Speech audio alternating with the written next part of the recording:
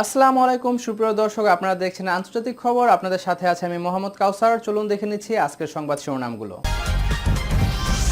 বাবা ও দাদার মতো কিমও অদ্ভুত শাসনধারা বজায় রেখেছেন। জম্মু কাশ্মীরের বন্দুকযুদ্ধে নিহত 9। জার্মানি থেকে সরিয়ে মার্কিন সেনা মোতায়েন হবে পোল্যান্ডে। বিপর্যয়ের মুখে অস্ত্রবিরতিতে রাজি হাফতার বাহিনী। আমিরাতে ড্রোন ভূপাতিত করেছে লিবিয়া। নির্বাচনে ট্রাম্পকে সমর্থন দেবে না রিপাবলিকান দলীয় সাবেক পররাষ্ট্রমন্ত্রী। চীনকে ঠেকাতে একজোট 8 দেশ।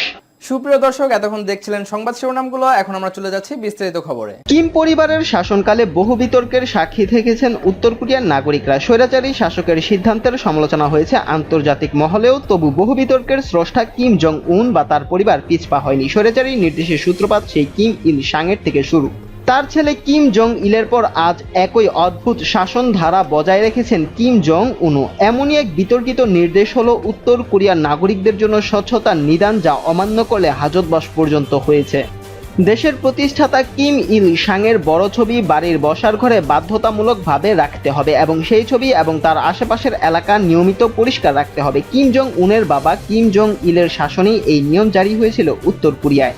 অধুনা কোরিয়ার কিমের সময়েও রাজধানী পিয়ংইয়ং ও অন্য এলাকায় নাগরিকদের বাড়ি বাড়ি গিয়ে স্বচ্ছতা পরিদর্শন করেন প্রশাসনিক আধিকারিকরা। তাদের রিপোর্টের ভিত্তিতেই জরিমানা এমনকি হাজতবাস হতে পারে নাগরিকদের। মাই ফেভারিট ডিটেক্টরস বইতে কোরিয়ার কিমদের সম্পর্কে চাঞ্চল্যকর এই তথ্য দিয়েছেন লেখক ক্রিস মাইকুল। বইতে কিম জং উনের পাশাপাশি তার বাবা ও ঠাকুরদার স্বৈরচারিতারও পরিচয় দিয়েছেন লেখক। উল্লেখ করেছেন কিভাবে বনিবনা না হওয়ায় 300 জন সরকারি আধিকারিককে হত্যা করিয়েছেন কিম জং উন। ওই আধিকারিকরা তাকে দেশের শাসনের জন্য অপরিণত মনে করেছিলেন বলে অভিযোগ। স্বৈরাচারী সিদ্ধান্ত প্রণয়ন ও রূপায়ণে উত্তর কোরিয়া রয়েছে বিশেষ মন্ত্রণালয়।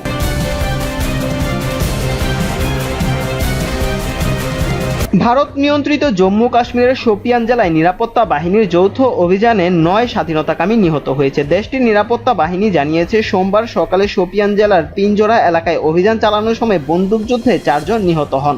স্বাধীনতাকামীরা শুরুতে পুলিশকে লক্ষ্য করে গুলি ছোড়ে, এরপর পাল্টা গুলি চালালে মৃত্যু হয় তাদের, তবে তাদের পরিচয় জানায়নি নিরাপত্তা বাহিনী। এর আগে রোববার শোপিয়ানের রেবান এলাকায় 6 ঘণ্টাব্যাপী চলা অভিযানে নিহত হয় 5 স্বাধীনতাকামী। নিহতদের মধ্যে হিজবুল মুজাহিদিনের কমান্ডার ফারুক আসাদও রয়েছেন বলে জানানো হয়েছে। ভারতের তরুণদের স্বাধীনতাকামী সংগঠনে যোগ দেওয়া থেকে বিরত রাখতে এই অভিযান চালাচ্ছে নিরাপত্তা বাহিনী।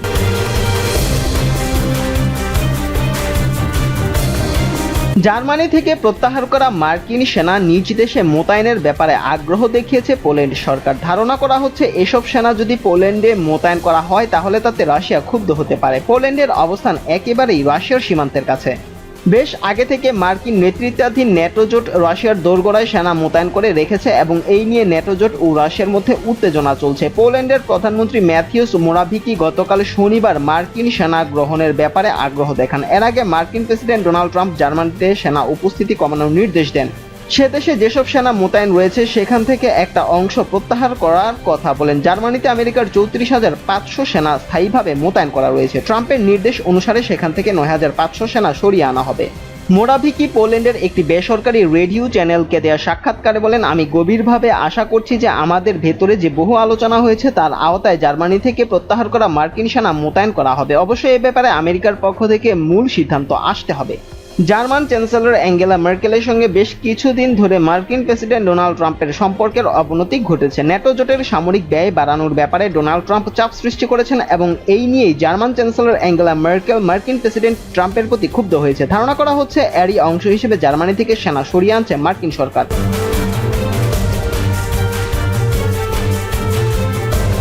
একের পর এক ড্রোন হামলায় বিপর্যস্ত হয়ে লিবিয়ায় আজ সোমবার থেকে শুরু হতে যাওয়া অস্ত্রবিরতিতে সমর্থন দিয়েছে পশ্চিমা সমর্থিত জেনারেল খলিফা হাফতারের বাহিনী। লিবিয়ায় জাতিসংঘ স্বীকৃত সরকারের অনুগত বাহিনীর একের পর এক সামরিক বিজয় এবং কায়রোয় আলোচনা শেষে মিশরের president Abdel Fattah al CC এক সংবাদ সম্মেলনে এই অস্ত্রবিরতির ঘোষণা দেন। তিনি বলেন, এই উদ্যোগে 8 জুন সোমবার থেকে শুরু হওয়া অস্ত্রবিরতি ও সকল আন্তর্জাতিক প্রচেষ্টার প্রতি সম্মান জানানো আহ্বান জানানো হয়েছে। এ সময় সিসির পাশে ছিলেন হাফতার ও তার মিত্র পূর্বাঞ্চলীয় পার্লামেন্টের স্পিকার আগুইলা সালেহ। তিনি কায়রো ঘোষণা উন্মোচন করেন।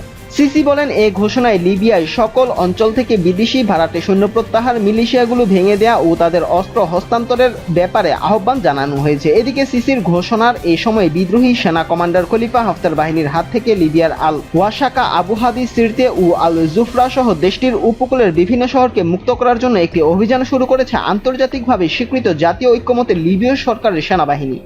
গত শনিবার সেনাবাহিনীর মুখপাত্র মোহাম্মদ কানুন এ খবর জানিয়েছে। জিএনএ বাহিনীর মুখপাত্র মোহাম্মদ গুনুন মিশরীয় প্রস্তাবে ঠান্ডা পানি ঢেলে বলেছেন, যুদ্ধ শেষ করার সময় ও স্থান আমরাই বেছে নেব। সিসি কায়রো ঘোষণার প্রতি আন্তর্জাতিক সহায়তার আহ্বান জানিয়ে লিবিয়ার পূর্ব ও পশ্চিমের প্রতিদ্বন্দ্বী প্রশাসনগুলোর মধ্যে আলোচনার জন্য জাতিসংঘের প্রতি আহ্বান জানিয়েছেন। হাফতার মিশরের এই উদ্যোগের প্রতি সমর্থন জানিয়ে বলেছে, একে সফল করতে তারা আন্তর্জাতিক সহযোগিতা পাবেন বলে তিনি আশা করেন। একই সঙ্গে তিনি বলেন, জিএনএর সমর্থনে তুরস্কের হস্তক্ষেপ লিবিয়ার অভ্যন্তরীণ মেরুকরণ তৈরি করেছে। তিনি অস্ত্র ও যোদ্ধা সরবরাহে আঙ্কারার প্রচেষ্টা বন্ধের আহ্বান জানান।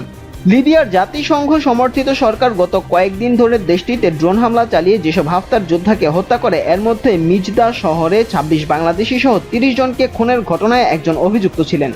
উল্লেখ্য, 2011 সালে গাদ্দাফির পতনের পর থেকে লিবিয়ায় বিশৃঙ্খলা পরিস্থিতি চলে আসছে। পূর্বাঞ্চল ভিত্তিক হাফতার বাহিনী গত বছর থেকে পশ্চিমের উপর নিয়ন্ত্রণ নেওয়ার চেষ্টা করছে। মিশর, সংযুক্ত আরব আমিরাত ও রাশিয়ার সমর্থন পাচ্ছেন হাফতার।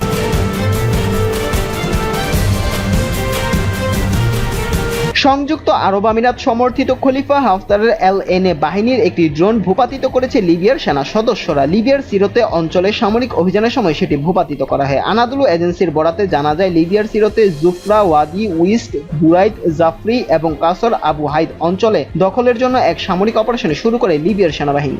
বিদ্রোহীরা দেশটির অন্যতম গুরুত্বপূর্ণ শহর তারহুনাতে নিয়ন্ত্রণ নেয়ার একদিন পরই এই অপারেশন শুরু করে সেনা সদস্যরা। এই অপারেশনে তারা অঞ্চলগুলোতে থাকা আমিরাতের সমর্থন দেয়া এলএনএ বাহিনীর সদস্যদের হটিয়ে অস্ত্র, সামরিক সরঞ্জাম, গাড়ি জব্দ করে।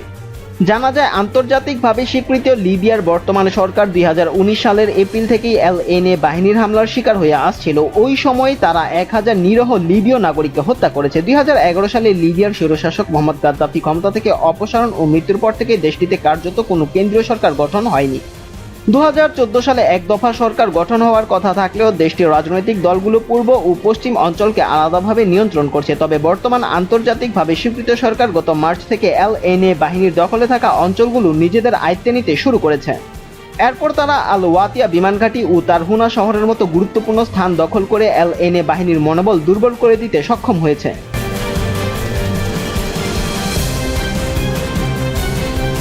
যুক্তরাষ্ট্রের আগামী প্রেসিডেন্ট নির্বাচনে ডোনাল্ড ট্রাম্পকে সমর্থন না দেওয়ার সিদ্ধান্ত নিয়েছেন প্রবীণ রাজনীতিক কলিন পাওয়েল। ট্রাম্পের নিজ দলের এই প্রভাবশালী নেতা একাধারে সাবেক ঊর্ধ্বতন সেনা কর্মকর্তা এবং সাবেক পররাষ্ট্রমন্ত্রী। তিনি সাফ জানিয়ে দিয়েছেন, ট্রাম্পকে নয় বরং প্রেসিডেন্ট প্রার্থী হিসেবে ডেমোক্রেটিক দলীয় প্রার্থী জো বাইডেনকে সমর্থন দেবেন তিনি। সোমবার এক প্রতিবেদনে এই খবর জানিয়েছে যুক্তরাজ্য ভিত্তিক সংবাদ মাধ্যম বিবিসি। প্রতিবেদনে বলা হয়, জর্জ ফ্লয়েড হত্যাকাণ্ডকে ঘিরে গড়ে ওঠা বর্ণবাদ বিরোধী আন্দোলন যেভাবে মোকাবেলা করছেন ট্রাম্প, তার কঠোর সমালোচনা করেছেন পাওয়েল। এক টেলিভিশন সাক্ষাৎকারে তিনি বলেছেন, আমাদের একটি সংবিধান আছে এবং সেটি অনুসরণ করতে হবে। প্রেসিডেন্ট ক্রমশ তার থেকে দূরে সরে যাচ্ছে। এর জবাবে পাওয়েলকে অত্যন্ত অতিমূল্যায়িত বলে খোঁচা দিয়েছেন ট্রাম্প। কলিন পাওয়েল বলেন, ট্রাম্প যেভাবে কথা বলছেন তা যুক্তরাষ্ট্রের গণতন্ত্রের জন্য বিপজ্জনক। আমি কোনোভাবেই তাকে সমর্থন করতে পারি না। উদারপন্থী রিপাবলিকান হিসেবে পরিচিত মিস্টার পাওয়েল 2016 সালের নির্বাচনেও ট্রাম্পকে সমর্থন দেননি। কলিন পাওয়েলের একমাত্র আফ্রিকান আমেরিকান যিনি যুক্তরাষ্ট্রের জয়েন্ট চিফ অফ স্টাফের চেয়ারম্যান ছিলেন। বিক্ষোভ দমনে ইতিমধ্যেই সেনা মোতায়েনের হুমকি দিয়েছেন ট্রাম্প। তার এই হুমকি নিয়ে দেশটির সাবেক সেনা কর্মকর্তাদের মধ্যে যে সমালোচনা শুরু হয়েছে তাতে সর্বশেষ সংযোজন কলিন পাওয়েল। টুইটারে দেয়া প্রতিক্রিয়ায় যুক্তরাষ্ট্রকে মধ্যপ্রাচ্যের যুদ্ধের দিকে টেনে নিয়ে যাওয়ার জন্য পাওয়েলকে দায়ী করেছেন ট্রাম্প। তিনি বলেন, কলিন পাওয়েল কি এটি বলেননি যে ইরাকের কাছে বিধ্বংসী অস্ত্র আছে, অথচ তাদের সেটি ছিল না, কিন্তু আমরা যুদ্ধে জড়িয়েছি। উল্লেখ্য, 2020 সালের 25 মে মিনেসোটা অঙ্গরাজ্যের বৃহত্তম শহর মিনিয়াপোলিসে পুলিশি হেফাজতে হত্যার শিকার হন আফ্রিকান আমেরিকান জর্জ ফ্লয়েড। একজন প্রত্যক্ষদর্শীর ধারণ করা 10 মিনিটের ভিডিওতে দেখা গেছে, হাঁটু দিয়ে নিরস্ত্র ফ্লয়েডের গলা চেপে ধরে তাকে শ্বাসরোধে হত্যা করে ডেরেক চাউভিন নামের এক শ্বেতাঙ্গ পুলিশ সদস্য। এই বর্বরোচিত হত্যাকাণ্ডের জেরে যুক্তরাষ্ট্র জুড়ে তীব্র বর্ণবাদ বিরোধী আন্দোলন তৈরি হয়েছে।